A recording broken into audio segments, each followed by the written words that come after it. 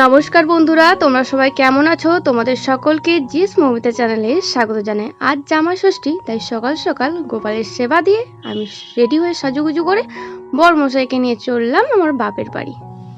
তো আমি আপাতত এখন রেডি হয়ে গিয়েছি। আজ যাচ্ছি দন্দিপুর সকাল সকালই। মা সকাল থেকেই ফোন করছে, তাড়াতাড়ি আয়, কখন আসবি, এখনো কেন আসিসনি? তো আমি বললাম দাঁড়াও, একটু অপেক্ষা করো, আমি রেডি হয়ে একটু সময় নিয়েই যাচ্ছি বলে এদিকে ও পার করে ফেলেছে বাইক, আর এদিকে চললাম। রাস্তায় যাওয়ার পথে একটু মিষ্টি নিয়ে নিলাম, মিষ্টি আর সাথে একটু নিয়ে নেব দই। তো দেখেছো লম্বা এক লাইন, ও এর মধ্যে ঠেলাঠেলি করে গিয়েছে দোকানে। আর এদিকে হেলমেটের মধ্যে একটা আরশোলা ঢুকে গিয়েছে, আর কানের সামনে শুধু ফরফর করে যাচ্ছে গোটা রাস্তা জুড়ে। এই জন্য ও হেলমেটটা একটু পরিষ্কার করে নিল। এরপরে চলে এসেছি আমরা একটু বাড়ি। আর বাড়িতে আসবার পরে দেখছি মা জেঠিমা দাঁড়িয়ে আছে আমাদের জন্য। আর আসবার মাত্রই মা তার জামাইকে সাজিয়ে গুছিয়ে জামাই ষষ্ঠীর ফোঁটা দিতে বসে গিয়েছে। 5 রকম ফল, 5 রকম মিষ্টি, যা যা নিয়ম সমস্ত কিছু আয়োজন করে মা বসে গিয়েছে তার জামাইকে জামাই ষষ্ঠীর ফোঁটা দিতে।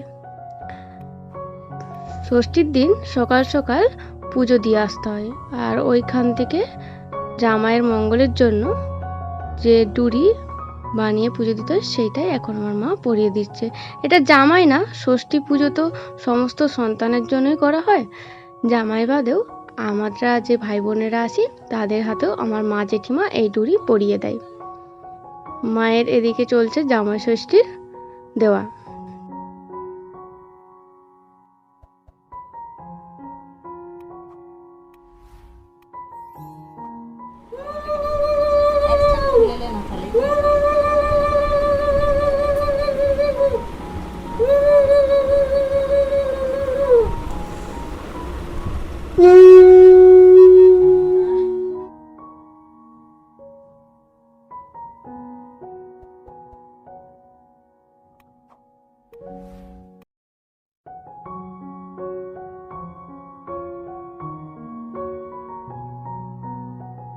এদিকে তো আমার মা তার জামাইকে জামাই ষষ্ঠী দিয়ে দিল, আর এদিকে আমার জেঠিমাও এরপরেই তাদের মেজো জামাইকে জামাই ষষ্ঠী দিতে বসে গিয়েছে। দিদি আর জামাইবাবু আর বোনপো এইবারে আসতে পারেনি।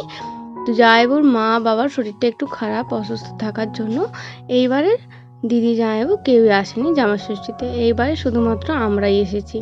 আর আসবার পর একটু একা একা ফাঁকা ফাঁকাই লাগছে। দিদিটা এলে বেশ ভালোই হতো, দিদি জামাইবাবু বোনপো এলে বেশ আনন্দই হতো, কিন্তু ওরা আসতে পারেনি, ওদের বাড়িতে একটু অসুবিধা থাকার জন্য। তাও একা একা ফাঁকা ফাঁকাই কাটছে এইবারের জামাই ষষ্ঠীটা। এদিকে জেঠিমার জামাই ষষ্ঠীর ফোঁটা দেওয়া হয়ে গিয়েছে, আর জামাইকে একটু মিষ্টি মুখ করিয়ে দিচ্ছে। জামাইকে আদর করে জামাই ষষ্ঠী পালন করলো দুই শাশুড়ি মা। এরপর তো জামাইয়ের বসে সমস্ত ফল খাওয়ার কথা, কিন্তু সে একটা ফলও খায়নি, শুধু মা জেঠিমা সাজিয়ে দিয়েছে। আর এদিকে গরম গরম ভাজছে সকাল সকাল লুচি মা জেঠিমা ব্রেকফাস্টের জন্য। বাড়ি চলে এসেছি, আর এদিকে মা জেঠিমা তাদের জামাইকে জামাই ষষ্ঠী দিয়ে দিল, আর ওইদিকে মা জেঠিমা গরম গরম লুচি ভাজছে, ফুলকো ফুলকো গরম গরম লুচি। আজ তো জামাই ষষ্ঠী মানে জামাইদের বিশেষ ব্যাপার, বিশেষ আয়োজন, তাদেরই দিন। কিন্তু মেয়ে আসছে যখন জামাইয়ের সাথে, সে তো একটু ভাগ বোস করাবে। চলো খাবারটা খাওয়া যাক। ওইদিকে মা লুচি ভাজা হয়ে গিয়েছে, খাবার দিয়ে দিয়েছে, তো এখন খাবারটা খাওয়া যাক।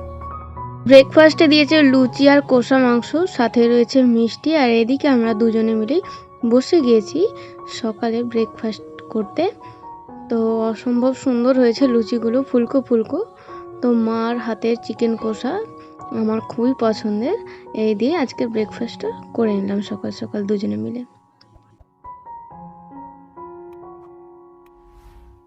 দুপুরের খাবারে রয়েছে ফ্রাইড রাইস, পটল ভাজা, আলু ভাজা, চিংড়ি মাছ ভাজা, আর রয়েছে ফেভারিট মাটন, আম, পাঁপড়, দই, মিষ্টি। এই হচ্ছে দুপুরের খাবার। যেহেতু প্রচণ্ড গরম, আর আগের থেকেই মাকে ফোন করে বলেছিলাম হিবিজিবি রান্না বান্না করবে না, হালকার উপর রান্না করবে, তাই মা একটু হালকার উপরই রান্না করেছে তার জামাইয়ের জন্য।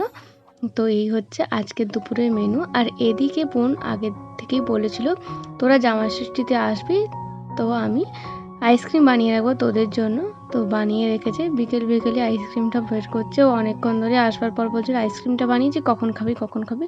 আমি বললাম একটু বিকেলেই খাবো বলে আইসক্রিমটা ফ্রিজ থেকে বের করে এরকম আইসক্রিমের খাপটাকে একটু দলে নিচ্ছে, যাতে আইসক্রিমটা সহজেই বেরিয়ে আসে। বোন বানিয়েছে আর খারাপ হবে? বোন বানিয়েছে, অবশ্যই ভালোই খেতে হবে।